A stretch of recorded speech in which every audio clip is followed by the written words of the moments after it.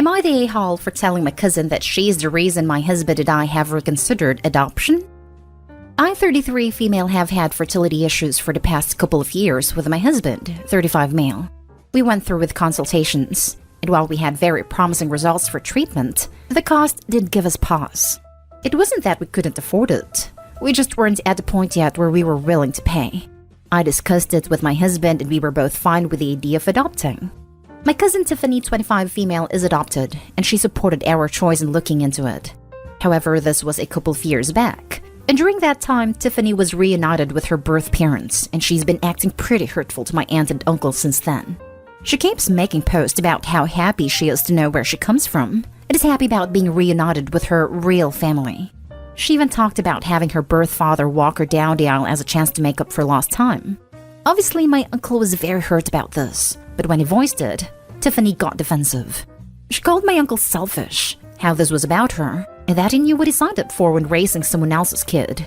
Then before the pandemic hit, Tiffany moved closer to where her bi mother lived, so they could make up for lost time. And Tiffany kept making post after post about all the fun she was having meeting relatives, and how she called/video chatted with each of her bi parents multiple times a week. Meanwhile, she barely texted back my uncle and aunt once a month.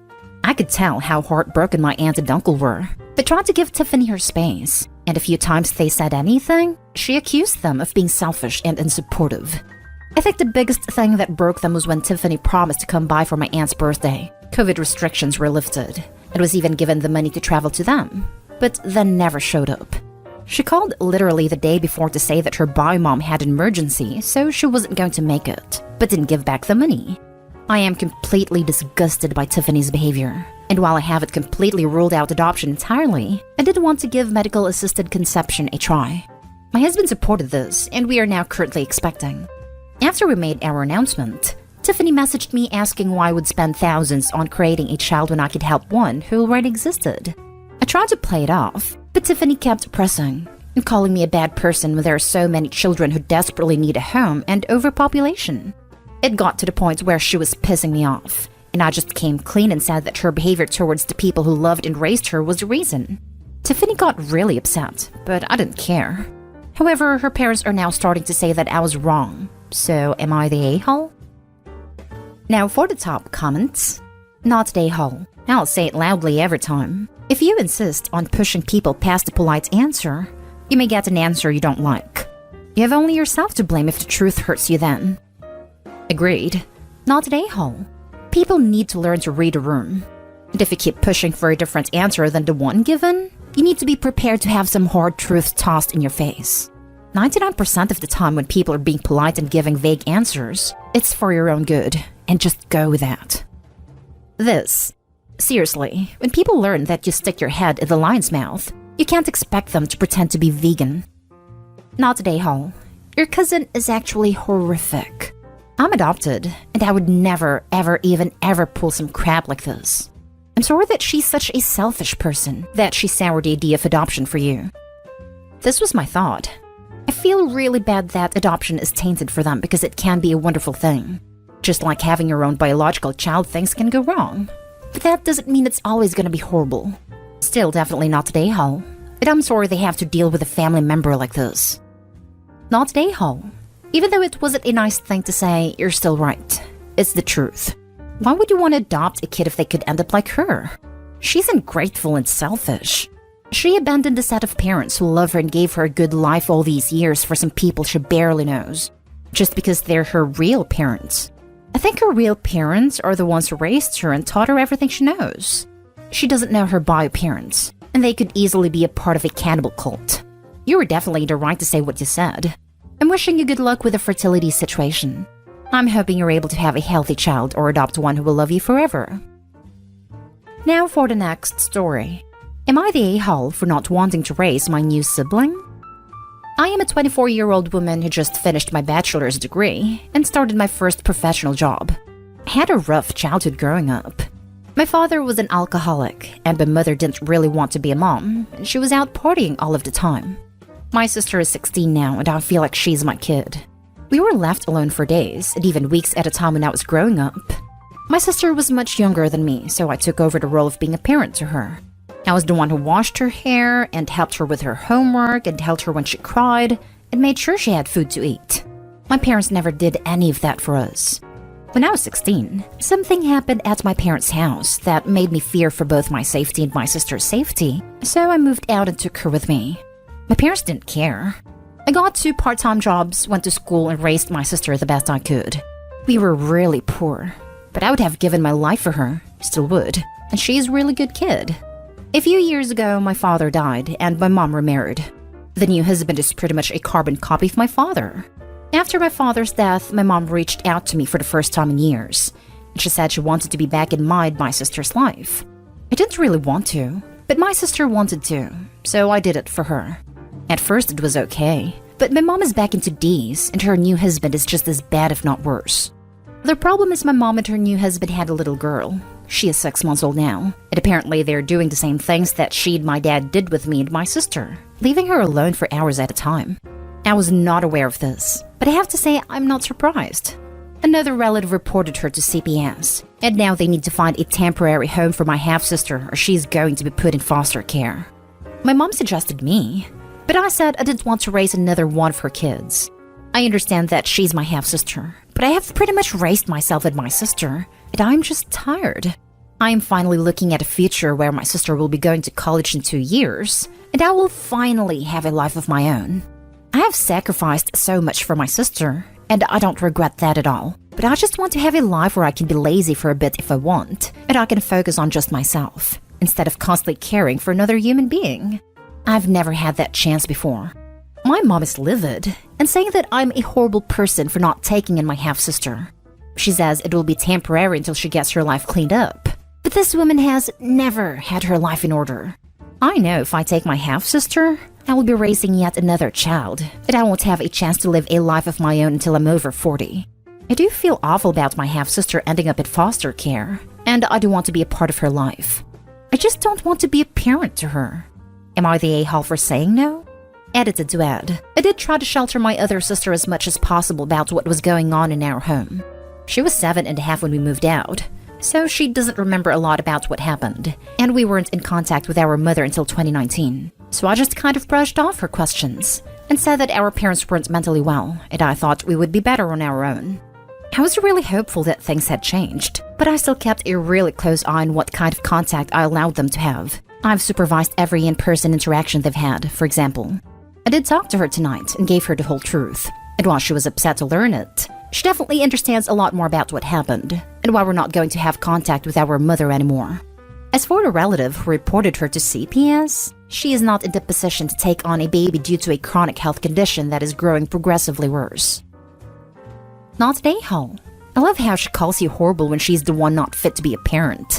That is not your responsibility. You've already done more than enough. It's time to live your life. You probably should go back to no contact, though. I feel like she's going to start bothering you about this. This pretty much sums up her relationship with me for most of my life. She never takes responsibility for anything, and it seriously drives me crazy. I've tried to shield my sister as much as I could from this mess, to the point that I omitted a lot of things that happened, and she can't remember since she was little when I moved out and took her with me. But we've sat down for a long talk, and I think she understands now why I was reluctant to get back in contact with our mother. I know she's upset about the situation, but I think she finally sees why I went no contact for years, and why it's a good idea to go back to that from now on. Maybe someday our mother will get her act together. I doubt it. But until then, no contact is the best and healthiest option. Your half-sister is young and cute enough to be adopted. Tell your mom to give her up since she wants another person to raise her. You are not a holoby. Parentification is a form of mistreatment, in which a child is forced to take on a parental role for their sibling. Your childhood was stolen from you, and now you're facing the prospect of having to relieve that trauma. You've shouldered a heavy burden for the better part of your life, and it's okay to feel that you can't do it all over again. After having had a role of primary provider and caregiver placed on you for so long, nobody can reasonably blame you for finally taking time to focus on your own emotional well-being. Your half-sister has been placed in a horrible situation, but putting yourself in another one wouldn't be healthy for either of you. Thank you. I really needed to read this. I haven't had a chance to go to therapy or work on my emotional baggage. I plan to in the future now that I have benefits and a steady income. But just having someone tell me that it's understandable to feel like I do does make me feel like less of an awful person. Not a-hole. If it helps you to know this, a baby going into foster care with a chronically unfit parent is far more likely to be available for adoption while still young than that child would be if you take that baby first as family foster care. If you take the baby, the state kind of assumes that you are willing to do this as the largely unpaid babysitter for your mother for extended periods of time if and until she ever gets herself straight. If there are no family foster care options available, and the child goes directly into foster care, she is most likely to be placed with a family who is willing to do foster to adopt and is hoping to do foster to adopt. And the incentive on the part of the state is to follow the actual rules and guidelines for how long they have to make a permanent placement plan for this child. Which means, long story short, if you refuse to take the baby, she's far more likely to be adopted by another family. Next story. Am I the a-hole for telling my parents they should watch my brother if they won't replace the things he destroyed? I'm 16 female. I have a Nintendo Switch and a good few games and cartridge instead of installed on it because I bought it secondhand. Animal Crossing, Mario Kart, Mario Party, Just Dance 2020, and a few others. I also have a 2.5-year-old brother who is obsessed with the toilet, flushing it every chance he gets. Sometimes he puts some tissue down it to watch it go down. You can probably already tell where this is going. This morning, he was being really quiet, but the toilet was still flushing every few minutes, and he was giggling every few minutes, so we assumed he was fine and just playing with the toilet again. So, he came into the sitting room from the bathroom. Note, we live in a bungalow, but it's quite big, and said, "Opie, look," and made me follow him to the bathroom, where the ACNH, Mario Kart, and Just Dance cases were empty the bathroom floor. I immediately asked him where he went, and he pointed at the toilet and grinned. I went to my parents. Dad was working, work from home, and my mom was cooking dinner, and said he's just flushed my games down the toilet, one of which being my favorite. My mom just called him in and said that was wrong and tried not to do it again and sent him to go play again. When I asked what about the games I've lost, my dad spoke up and suggested I save to get them back, and that they can't afford to replace them for me. I said in response to that, you should watch Brother better than if you weren't going to bother replacing what is ruined. They think I'm the a-hole for this, and I've been in my room sulking all day and being sad that I can't play Animal Crossing and won't get a new one anytime soon. Am I the a-hole? Not an a-hole. Flush your brother down the toilet. Then tell your parents they should save up for a new one since you can't afford to replace him right now. Lol, do you have a younger sibling, and was this something you fantasized about in the past? I'm so mad I want to downvote you, but you made me laugh. Dang it. Not an a-hole. Also, I'd refuse to watch him from this point on. Not your problem. Your parents are massive a-holes here. How often do they make you watch him? Do they pay you to watch them? Watching your brother is not your responsibility. Also, keep your bedroom door locked to keep him out even if you're not in your room. Also, don't leave your stuff around the house for him to get a hold of. I'd show them your post so they can read it, and the replies that will inevitably state that they are a-holes. They don't make me watch him very often. Usually only once or twice a day. Since the pandemic started, they ask me to watch him while they go to the shop since he won't put a mask on for longer than half an hour yet. And neither parent drives, so it's 2 buses and an hour grocery run. I also can't lock my bedroom door. There's no key. Last story is titled, Am I the a-hole for refusing to take my nephew in for a few days to give my sister a break? My sister's eldest son is 20 and has special needs. He's mentally and physically disabled, so everything needs to be done for him, including helping him walk around. Now that honestly wouldn't be a problem for me, 33 male, but the issue is his behavior. Because my sister gives him everything, he is very spoiled. He's practically glued to his tablet and watches videos all day long. Even when it's time to eat, change him, or get ready for bed, he will throw the biggest tantrums and throws things around until he gets his tablet back. Behaves awfully with my kids and has made my eldest cry on a couple occasions. Another major problem is on many occasions he will start watching adult stuffs on his tablet at full volume, even at family gatherings. It's happened a few times at my own house in front of my kids, 9 male and 6 female. And yet, another tantrum if you try to get him to watch something else. My sister claims she tries to put parental controls on his tablet, but he knows how to disable it. For these reasons, my family and I don't visit. You can see why I don't want to take on the responsibility of having him stay here with us for a few days, just because my sister says she and her husband need a break for a few days. They could get a caretaker for him if they wanted to, but they're too proud for that. I love my nephew, and physically taking care of him wouldn't be the problem, but I don't want him in my home with the way he behaves and makes my kids uncomfortable. Now my sister keeps saying I'm being a terrible brother/uncle who could be doing her a huge favor helping out with him. Am I the a-hole?